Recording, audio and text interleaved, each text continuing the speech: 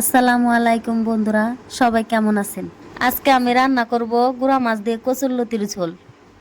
কচুরলতি দিয়ে গুঁড়া মাছের ঝোল, এই খাবারটা শুধু একটা পদ না, এটা গ্রামের মাটির গন্ধ, দাদির রান্নাঘরের স্মৃতি। যখন কচুরলতি আর গুঁড়ো মাছ একসাথে হয় তখন যে স্বাদ তৈরি হয় তা বলে বোঝানো যায় না, খেয়ে বুঝতে হয়। কচুরলতি গ্রামে বর্ষার শুরুতেই জমে উঠে। কচুরলতির কচকচে স্বাদ আর হালকা শাক জাতীয় গন্ধ শরীর ঠান্ডা রাখে। আর ছোট মাছ মানেই তো পুষ্টির খনি। এই রান্না বাঙালি গ্রামীণ রান্নার এক অনন্য স্বাদ।